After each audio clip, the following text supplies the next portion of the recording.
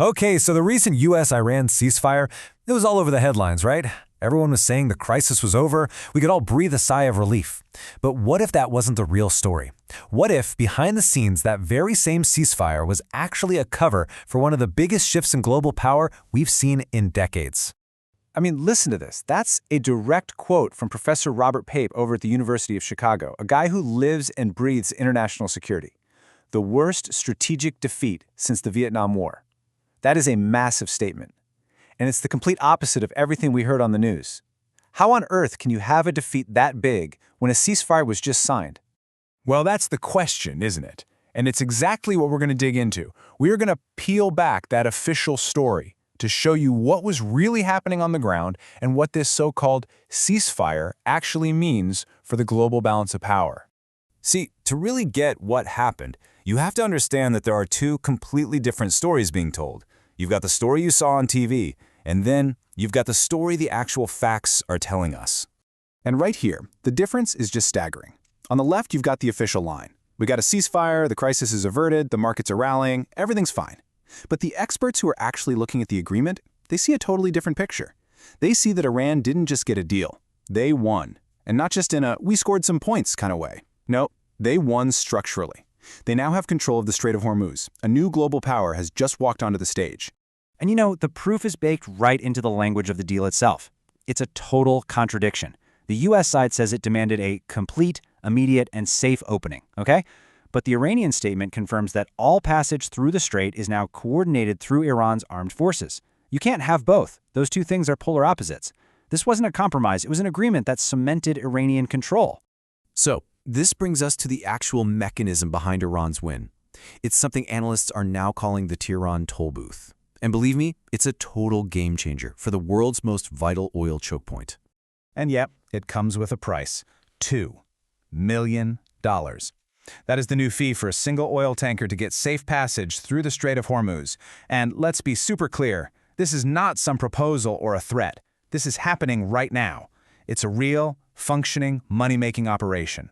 So how does this whole thing work? It's actually pretty simple. Step 1. The shipping company emails its cargo details straight to the Iranian authorities. Step 2. They pay that $2 million fee, but here's the kicker. They do it in things like Bitcoin or Chinese yuan to get around sanctions. And once that payment clears, Step 3.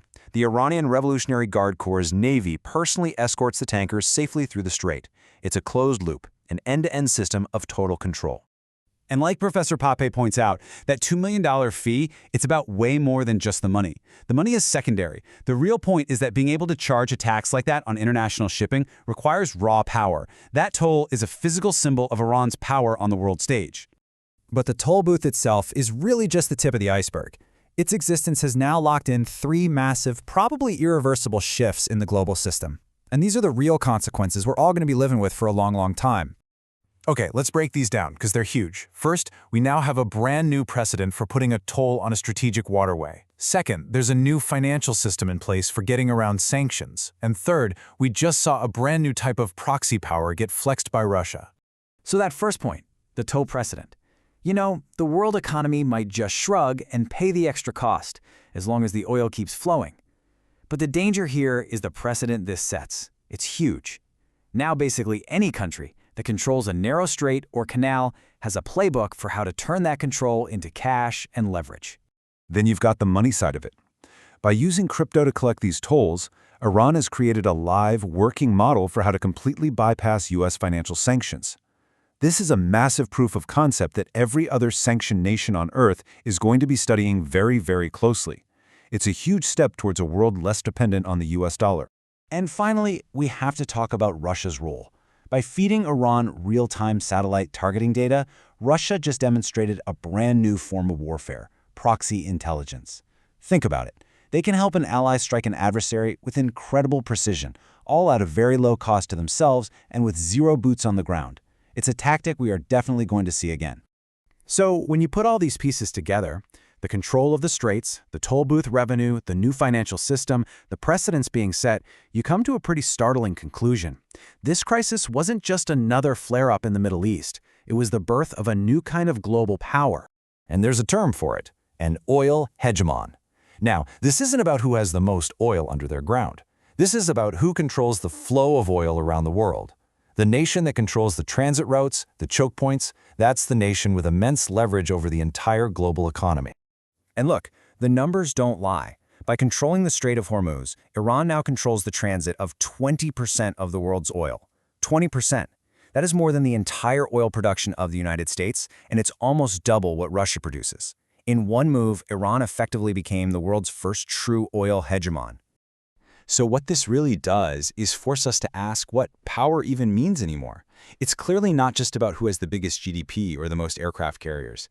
As Professor Pape says, real power today is about having leverage over your opponent's biggest vulnerabilities. And that really is the question this whole thing leaves us with, isn't it? The game is changing. The old ways of measuring power are becoming obsolete. So if a strategically placed toll booth can effectively checkmate a global empire, you have to wonder, what are the new rules of power?